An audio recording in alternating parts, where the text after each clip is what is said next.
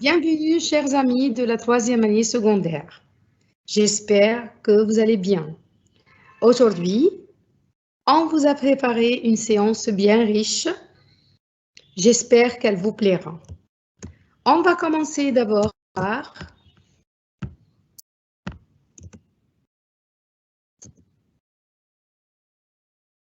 la compréhension écrite, puis la grammaire, la lecture suivie, le conte de Monte Cristo, la situation et une petite partie de traduction. Coup de cœur. Chez une marchande de tableaux du 6e arrondissement, Élise, regarde celui-ci, je le trouve génial. Lequel? Répond Franck. Le marché de Provence? Mais non, celui qui est au-dessus.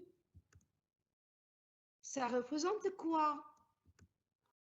Ce que tu veux. C'est de la peinture abstraite. Une marchande? Répond. C'est un maselier. Claire Maselier est une jeune artiste qui monte. Mais vous la connaissez. C'est celle qui a dessiné le nouveau timbre de 1 euro. Coup de cœur, ressentir un grand plaisir pour quelque chose. Pour quelqu'un, c'est un coup de foudre. Et cette expression est très importante. Coup de cœur, lorsque j'aime quelque chose, je sens un coup de cœur. Et si j'aime quelqu'un, j'ai eu un coup de foudre. 6e arrondissement. En France, la division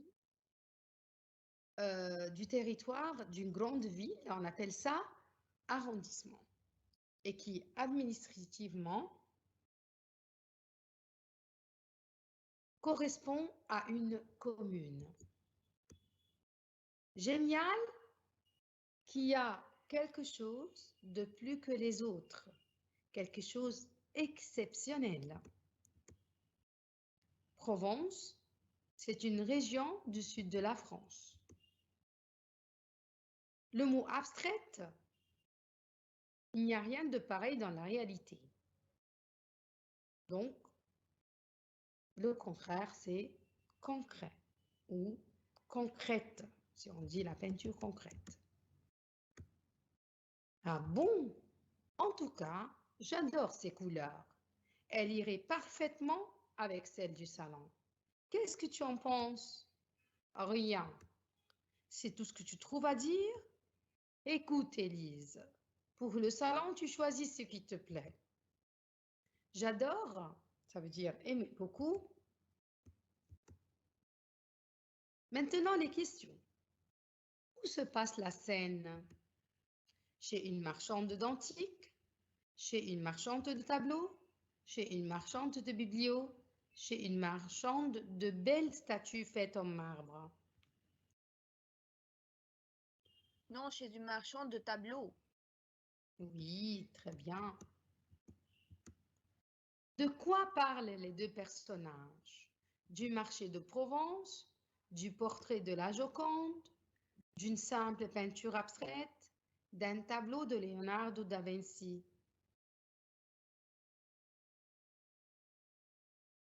On a un mot, voilà, qu'on vient de dire. Oui, je crois d'une simple peinture abstraite. Ouais. Comment trouve-t-il le tableau? Élise l'admire, mais Franck lui est indifférent. Franck le trouve adorable, mais Élise ne l'apprécie pas. Les deux personnages le trouvent désagréable. Les deux personnages le trouvent fascinant. Non, Élise l'admire, mais Franck, lui, est indifférent. Voilà. Il est indifférent, il n'a pas aimé. Oui. Est-ce que Élise a compris ce que disait le tableau? Oui. Elle apprécie beaucoup ce genre de peinture? Non. Elle n'a pas compris ce que disait le tableau? Oui, elle a bien compris puisqu'elle est experte. Oui, c'est son genre préféré.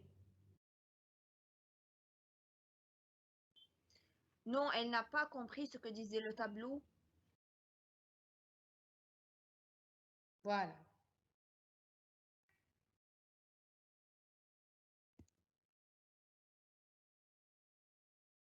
Qui est Claire Mazelier? C'est l'artiste qui a peint le tableau, c'est la propriétaire de l'atelier, c'est la marchande de tableaux, c'est une des clientes qui aime la peinture. Non, c'est l'artiste qui a peint le tableau. Voilà.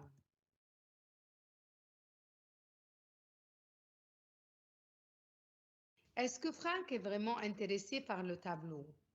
Un peu, point du tout, bien sûr, certainement. Euh, non, point du tout. Voilà, point du tout. Qu'est-ce que Marie et Franck ont décidé? Ils vont acheter le tableau, ils vont choisir un autre tableau. C'est à Alice de choisir ce qui lui plaît. Ils vont acheter ce que Franck va choisir. Oui, c'est à Alice de choisir ce qui lui plaît. Voilà. Alors Franck lui a laissé le choix à la fin. Maintenant, synonyme et antonyme. Le synonyme de génial, formidable, beau, géant, fort. Je crois que c'est formidable. Voilà, génial, c'est formidable. Le synonyme de parfaitement, excellemment, doucement, rapidement, actuellement.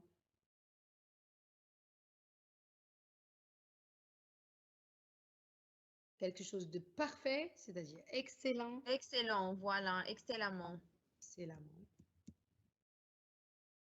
Abstrait, réel, concret, obscur, difficile.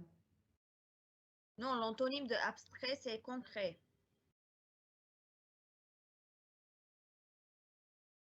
Maintenant, une question ouverte qui prête à penser. Quel style de peinture aimez-vous? Est-ce que vous aimez la peinture abstraite, la peinture de la nature morte qui représente des objets ou des animaux inanimés, la peinture réaliste dont les sujets sont la vie quotidienne, la peinture romantique qui s'inspire de la nature et ses éléments? C'est à vous de penser. Un autre petit texte dans la même leçon. Objet de légende, le gin, symbole d'égalité et de liberté. La légende, c'est un récit inventé à caractère merveilleux. Comme j'ai dit, par exemple, la légende du roi Arthur, toujours il y a quelque chose de merveilleux. Un symbole, c'est un objet, c'est un être qui représente une chose abstraite, qui représente un emblème. Le gin. L'histoire commence à Californie en 1848. C'était la ruée vers l'or. Un prospecteur a besoin d'un pantalon résistant à l'érosion par l'eau. Un jeune Bavarois, Oscar Levi-Strauss, lui taille un pantalon dans la toile de bâche qu'il achète à Nîmes pour fabriquer des tentes. En 1873, Levi-Strauss s'associe avec un tailleur du Nevada, Jacob Davy. Ensemble, ils perfectionnent leur pantalon. La ruée veut dire un mouvement d'un grand nombre de personnes vers un lieu attirant. Comme par exemple, quand on entre en Disney, c'est la ruée. Quand on veut prendre le métro, c'est la ruée des gens. C'est la foule qui va se diriger vers. Prospecteur, celui qui cherche pour trouver des richesses naturelles. L'érosion, c'est l'usure à cause de l'eau. et bâche, tissu imperméable qui sert à protéger les marchandises sur les camions ou les wagons. Perfectionne, rendre meilleur et améliorer. Mais c'est au début des années 20 que le blue jean prend son nom blue pour sa nouvelle couleur. Ce pantalon d'Oscar Lévi-Strauss ressemble beaucoup à celui des marins génois du XVIe siècle. Sous son nouveau nom, le blue jean est prêt pour une nouvelle carrière, jusque-là réservée aux cowboys, aux ouvriers et aux bûcherons de western. Il va se transformer en vêtement de loisir. La crise de 1929 oblige la bourgeoisie américaine à faire des économies. Elle ne passe plus ses vacances en Europe, mais dans les rangs de l'Ouest. C'est là qu'elle va découvrir le blue jean et l'adopter pour le week-end. À la Libération, c'est le grand boom. La jeunesse du monde entier en fait l'emblème, le symbole, vous dire, d'un nouveau mode de vie, libre et contestataire. Le texte est tiré de 100 ans d'objets de légende, édition Atlas. Les rangs, ce sont des grandes fermes où on élève du bétail aux États-Unis. Adopter, ça veut dire prendre légalement un enfant pour l'élever comme ses propres enfants. Mais ici, adopter, ça veut dire, dans le contexte, ça veut dire l'utiliser beaucoup.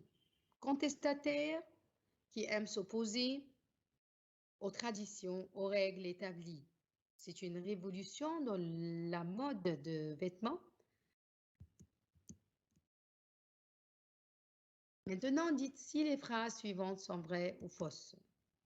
Le premier jean a été créé pour un chercheur d'or.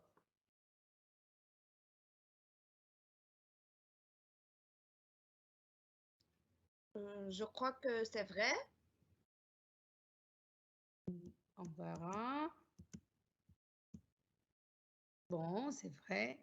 Le premier jean vient de France. Non, c'est faux. On a dit c'est de la Californie. C'est Oscar Lévi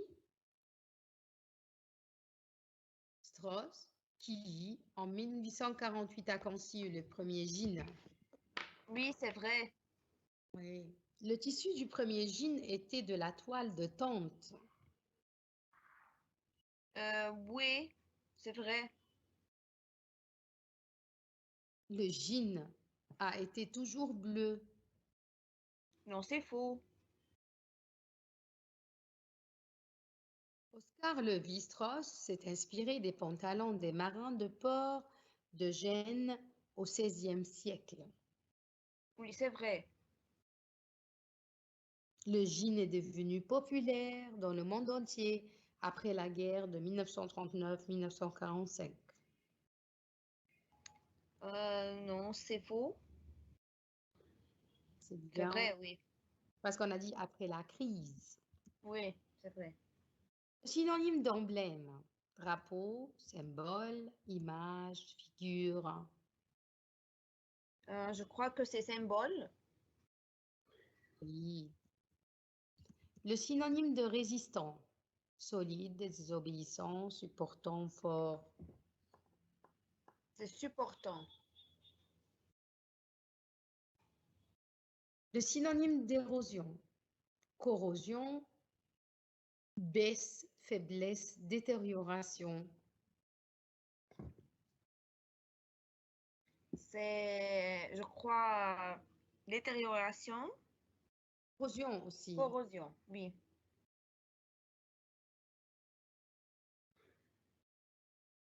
Le synonyme de perfectionner,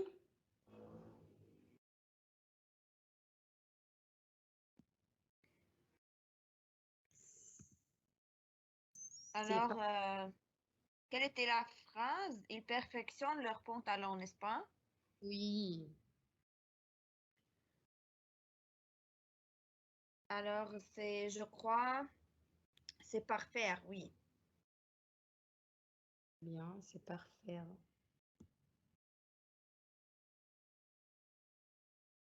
Le synonyme d'adopter, oublier, achever, donner, consacrer.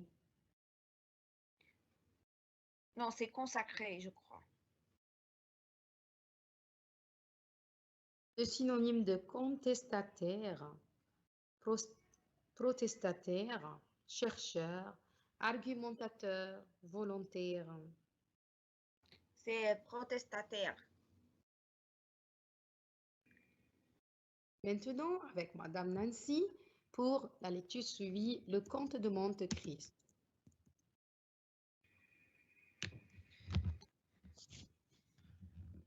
Voilà, on se rappelle brièvement de ce qu'on a dit la fois passée. L'abbé Faria a eu une crise qui lui a rendu un peu le mouvement difficile. Seulement, il s'est bougé sa main gauche et il s'est à peine bougé.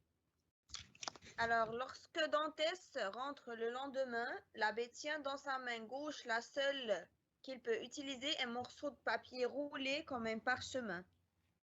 Alors, la dernière fois aussi, on a dit que l'abbé Faria a une chose de très importante à annoncer à Dantès. Voilà ce qu'on va découvrir ensemble.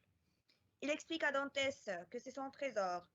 S'il lui arrive quelque chose, et Dantès est sorti un jour de la prison, il est à lui. Faria commence à raconter son histoire. Il a été le secrétaire d'un homme important nommé Spada. Celui-ci était le neveu du cardinal Spada que le pape avait emprisonné pour s'emparer de ses biens, mais sa fortune immense n'avait jamais été retrouvée. Voilà l'abbé Faria qui raconte qu'est-ce qu'il faisait avant d'être en prison et il raconte l'histoire du trésor qu'il espérait trouver. Quand il est mort, son neveu avait hérité d'un seul bien qui lui restait, un bréviaire. À la mort de Spada, l'abbé avait hérité un bréviaire. Un jour, le livre s'était échappé de ses mains et dans la couverture abîmée, Faria avait découvert un plan qui indique l'endroit où le cardinal Spada avait caché son trésor pour le sauver des mains du pape.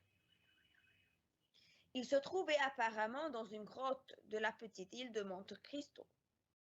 Faria affirme à Edmond que s'il arrive au trésor, il lui appartient car toute la famille Spada est éteinte. Dantès croit rêver.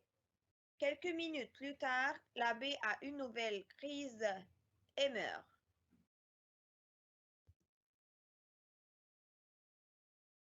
Les geôliers le mettent dans un sac de toile grossière et le laissent étendu sur son lit jusqu'au moment de l'enterrer. Dès qu'ils sortent, Edmond se précipite dans la chambre de son ami. Il est désespéré, de nouveau seul. L'idée de se tuer s'empare de lui, mais il veut reconquérir le bonheur qu'on lui a enlevé et savoir qui l'a fait enfermer et le punir. Il commence à penser à s'enfuir et à commencer sa vengeance. Alors maintenant, comme vous le voyez, l'abbé Faria est mort. Avant sa mort, il a annoncé à Edmond Dantès qu'il y a un trésor qu'il a essayé de trouver, mais en vain, il n'a rien trouvé, il n'a pas pu y arriver.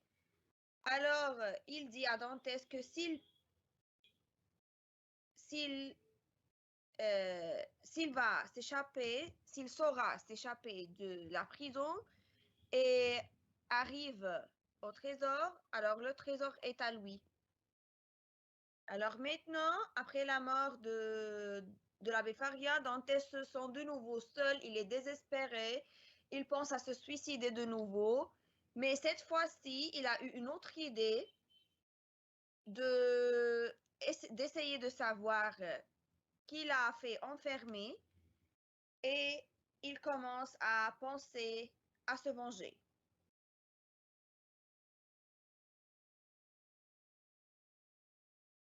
Le synonyme de parchemin est diplôme, grimoire, œuvre, manuscrit. C'est plutôt manuscrit. Voilà, voilà. Le synonyme de s'emparer, c'est occuper, trouver, profiter, envahir. C'est envahir. Oui, mais on peut dire aussi profiter, c'est profiter de ses biens. Fortune. Oui, le synonyme de fortune, richesse, réussite, ressources, aisance.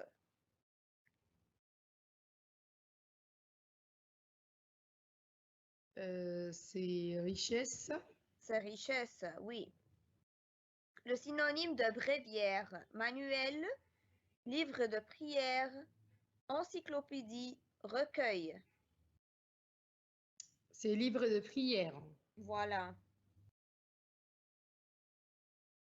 C'était à Le l'examen. synonyme de abîmé, corrompu, pourri, fatigué, détérioré.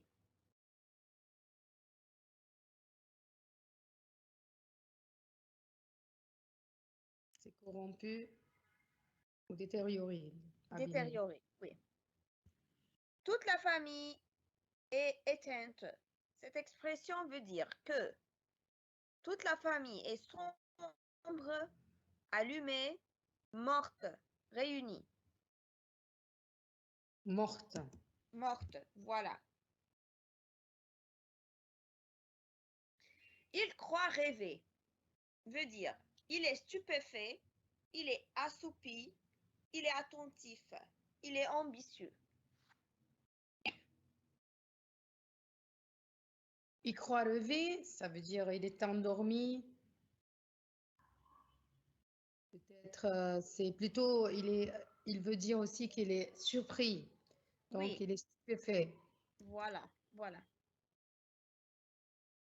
Le synonyme de veiller, c'est soigner, secourir, guetter, protéger.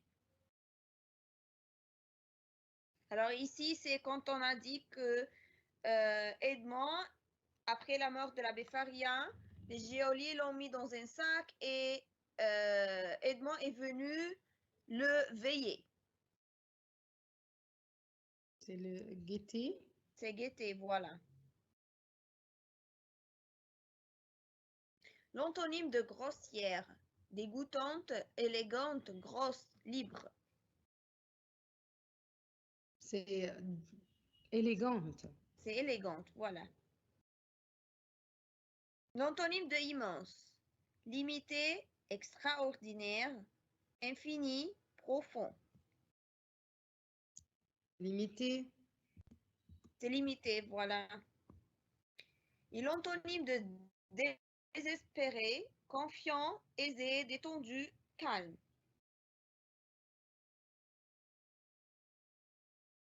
Confiant. C'est confiant, voilà.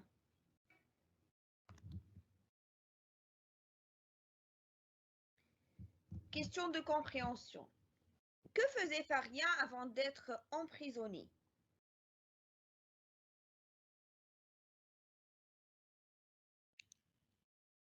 Il était le secrétaire d'un homme nommé Spada. Très bien. Qui est cet homme? Que s'est-il passé quand son oncle est mort? Il était le cardinal, le neveu du cardinal Spada. Et quand son oncle est mort, le pape a voulu s'emparer de ses biens et il a caché dans une île à côté de Monte Cristo. Voilà. Très bien. Qu'a trouvé Faria dans la couverture de ce bréviaire? Il a trouvé le plan, le parchemin pour arriver au trésor. Très bien. Un plan qui indique l'endroit où le cardinal avait caché son trésor. Très bien. À qui a-t-il confié ce parchemin qu'il a trouvé? À Edmond, au cas où il sortirait du château, il pourrait aller prendre ce trésor parce que toute la famille est éteinte. Voilà, très bien. Que font les geôliers de Faria après sa mort? Ils l'ont mis dans un sac et normalement, les morts doivent être jetés à la mer. Très bien. Quel sentiment éprouve Edmond après la mort de Faria? Il était désespéré et l'idée de se suicider s'emparait de lui, mais il a résisté. Très bien. Afin de se venger, voilà. Très bien. Alors, les situations avec Madame Jeannette. Les gens aiment le vide-grenier parce qu'ils achètent des produits neufs, ils achètent des produits d'occasion, ils ont des cadeaux avec les produits et les produits sont défectueux. Les Alors, vides-greniers, ce sont des endroits où on met nos habits, nos choses usées à la maison. ok. Parce qu'ils achètent des produits d'occasion, je crois. Voilà.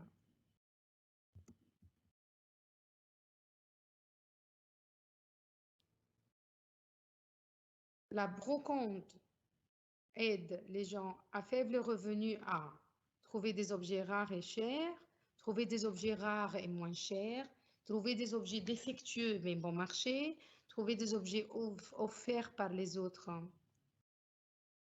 Non, c'est trouver des objets rares et moins chers. Voilà. Le fait d'utiliser des objets de seconde main aide les gens à être plus consommateurs et moins riches, plus écologiques et moins consommateurs, plus pauvres et moins consommateurs, plus sportifs et moins consommateurs. Non, plus écologique et moins consommateur. Les produits achetés de la brocante sont moins chers, assez chers, plus chers, aussi chers que les grandes surfaces. Moins cher. Les habits décontractés comme le jean sont devenus en vogue car ils sont plus confortables, ils sont moins chers, ils sont moins confortables, ils ont un tissu de tente. Non, car ils sont plus confortables. Voilà. La tendance du jean a fait que les jeunes abandonnent les habits élégants, les jeunes portaient des habits pour chaque occasion, les jeunes sont devenus négligents, les jeunes portent le jean partout et dans toutes les occasions. Non, parce que les jeunes portaient des habits pour chaque occasion. Voilà. Maintenant, la traduction.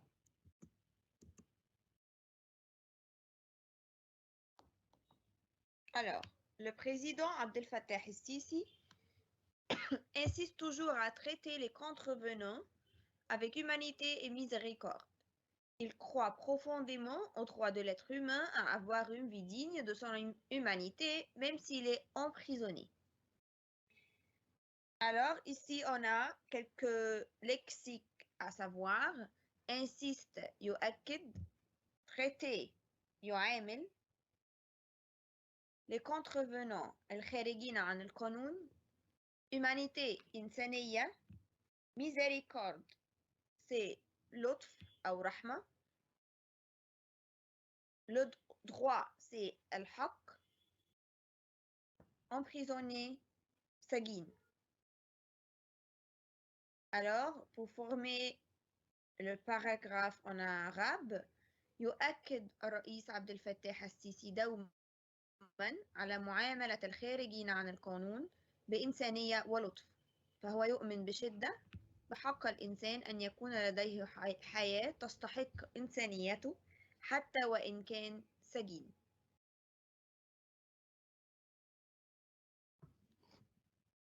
لقى 3 أشخاص مصرعهم وإصابة أحد الركاب إثر حادث تصادم بين سيارتين على الطريق الزراعي، وقد نتج عن الحادث آثار مادية كبيرة، لكن لا يزال سبب الحادث غير معلوم. Alors ici on a لقي مصرعهم, c'est-à-dire sont morts, ركاب les passagers, حادث تصادم, on dit les voitures sont entrées en collision. On a آثار مادية, ce sont des dégâts matériels أو خسائر مادية. Alors en français, 2 voitures sont entrées en collision sur le chemin agricole, ce qui a causé la mort et la blessure d'un des passagers. L'accident a provoqué trop de dégâts matériels, mais la cause n'est pas encore déterminée.